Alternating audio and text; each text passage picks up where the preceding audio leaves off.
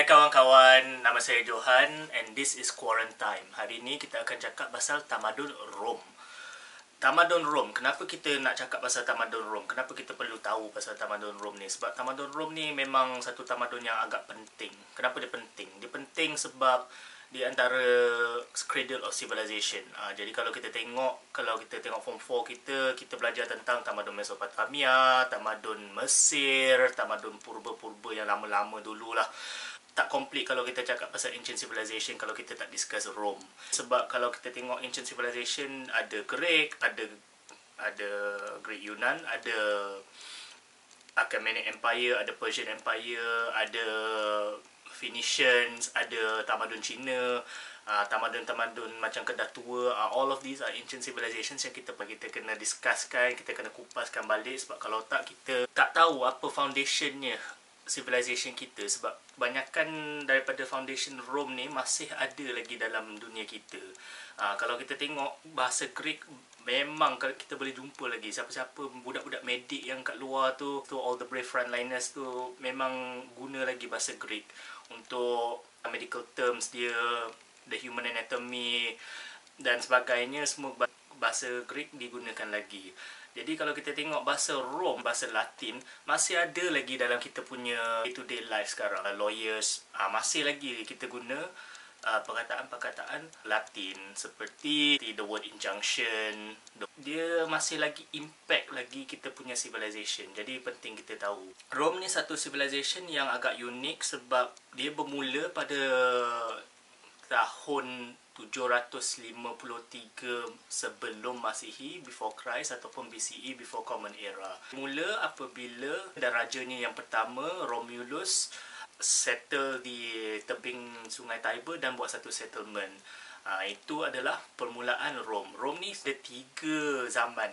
Zaman kingdom dia ataupun kerajaan yang beraja, yang ada institusi beraja, Regnum Romanum. Kemudian dia akan progres kepada zaman Respublicae, kepada zaman Republik. Republik antara yang pertama di dunia. Kemudiannya sistem Empire, Imperium Romanum. Itulah zaman yang paling famous sekali yang kita tahu bila kita tengok cerita Gladiator, cerita-cerita Centurion, The Eagle. Ini yang paling famous sekali lah, yang ada Gladiator. Ada zaman-zaman Nabi Isa semua tu. Itu zaman dan dekat zaman Imperial dah tu, zaman Augustus Caesar. Ni Rome ni memang banyak fasa. Dia punya empire dia memang lama sangat. Daripada permulaannya sampai ke akhirnya 2206 tahun. Memang panjang kau gila lah tu. Dan Rome ini memang satu civilization ya. Kalau kita tengok, kita tak wajar cakap pasal Rome ni as just the city of Rome. Sebab Rome ni adalah satu tamadun. Dia walaupun dia bermula sebagai satu city state di tebing Tiber tu, dia akan membesar and spread itself sampai global empire.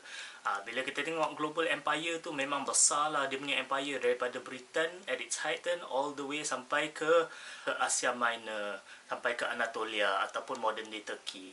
Jadi kalau kita tengok Rome pun zaman imperial dia memang panjang sangat. Sebab dia daripada permulaannya, daripada zaman Constantine the Great sampai ke Constantine 11, itu sampai ke 1453, the fall of Constantinople, ke tangan kerajaan Turki Osmania. Tak wajar bila kita tengok on that topic as one big single timeline. Dia memang banyak zaman-zaman yang kita perlu pay attention to. Kalau kita tengok zaman raja-raja, dia memang interesting sebab dia bermula dengan Raja Romulus dan dia berakhir dengan Tarquinius Superbus. Tarquinius Superbus ni dia merupakan satu raja yang efficient, competent, tapi dia tukar besi. Jadi Rome ni dia tak suka sangat dengan raja. Tarquinius Superbus, orang terdapat raja ni dah jadi corrupt, dah jadi agak tyrannical lah. Dia dah tak ikut program dah, dia nak buat suka cakap dia je. Turning point dia, putera kepada Raja Tarquinius Superbus ni merogol seorang noblewoman, Lucretia nama dia. Terus aristokrat semua cakap dah cukup, kita dah tak tahan dah institusi beraja ni, kita kena bertukar kepada sistem yang lebih adil, sistem republik. Sistem republik yang antara pertama lah di dunia, tak semestinya yang first, sebab Carthage pun ada sistem bersenat. Memang sistem ni hanya tak semestinya baru, tapi Rom ni memang famous sebab dia membawa sistem ni kepada barat. Jadi kalau kita tengok cavalry tu of the Roman kingdom yang dikompreskan oleh elit dia ni, orang besar ni semua dulu kena jadi askar, bukan macam sekarang. Kalau zaman moden sekarang tak semestinya orang kena masuk askar. Everyone needed to go and contribute to the army. Orang-orang elit dia akan naik pangkat, akan menjadi cavalry, askar-askar yang berkuda, mounted units.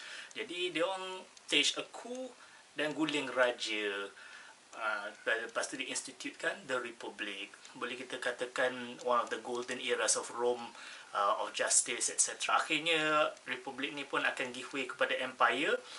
Tapi ini memang highlight zaman Rome, sebab zaman itulah boleh dikatakan antara kerajaan yang paling tak semestinya stabil, tapi kerajaan yang mengikut sistem yang paling noble. Dan nak approach dah zaman Empire ni, macam zaman Julius Caesar, kita akan tengok ada banyak corruption, ada banyak-banyak benda yang tak patut berlaku. In comes a strong man, Julius Caesar.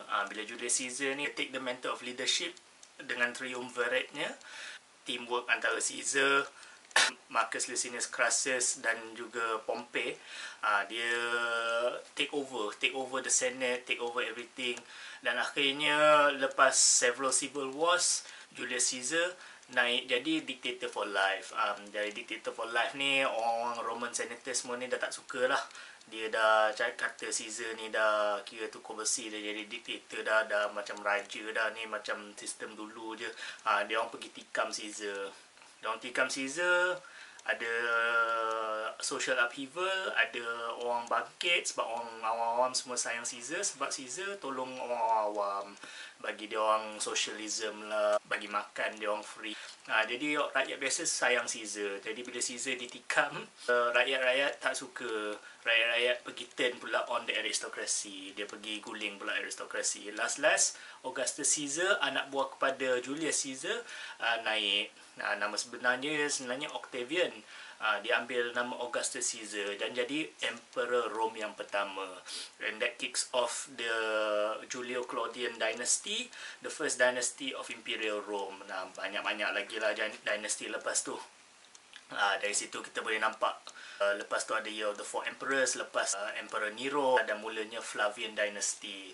Ada Emperor Vespasian contohnya. Vespasian yang membangunkan Rome dan dia buat Colosseum.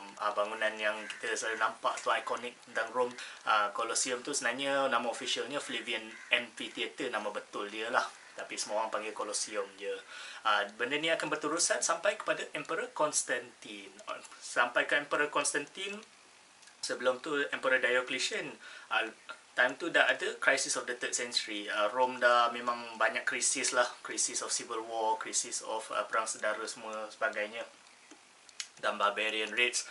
Emperor Diocletian datang. Emperor Diocletian dia belahkan empire tu kepada dua. Dia belahkan empire yang besar gila tu into two parts. Satu Eastern dan Western Roman Empire.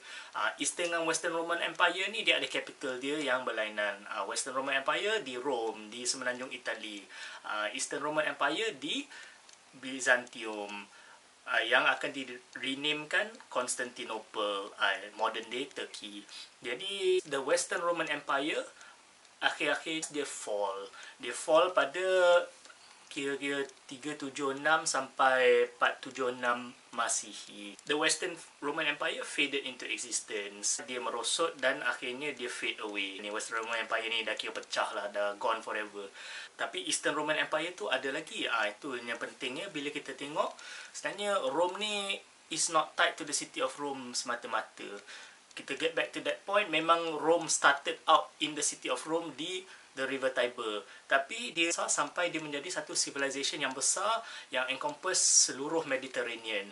Jadi Eastern Roman Empire ni capital dia di Byzantium. Di Byzantium dan Constantinople dia continue to be known as the Roman Empire. Cuma sekarangnya historian suka kalau sebab dia orang nak senangkan sikit apa kerja dia orang namakan Byzantine period, the Byzantine Empire. Padahal sebenarnya it's the same Roman Empire, it's just the Eastern Roman Empire. Dan empire ni lah yang kalau kita tengok kisah-kisah sahabat Nabi, kisah-kisah Nabi Muhammad contohnya, this is the Rome that is being referred to. Memang betul pun sebab the Eastern Roman Empire itself panggil diri dong as the Roman Empire. Dia tak panggil diri dong Byzantium, they are still Rome. So that will go on sampai ke fall of Constantinople pada tangan Sultan Muhammad Al-Fatih. Sultan Muhammad Al-Fatih akhirnya tewaskan Constantine the 11 dan Eastern Roman Empire will finally fall pada 1453. Time tu pun nak katakan did the empire really fall? Kalau kita fikir balik, bila Sultan Muhammad Al-Fatih, Mehmed II dia sendiri cakap, bila dia through the gates of Constantinople, dia cakap, I am Kaiseri Rome. Sayalah Caesar of Rome. Kalau boleh dikatakan, the Roman Empire didn't really fall, but the torch was passed kepada kuasa-kuasa Osmania. Jadi ini hanya satu summary saja yang saya nak bagi.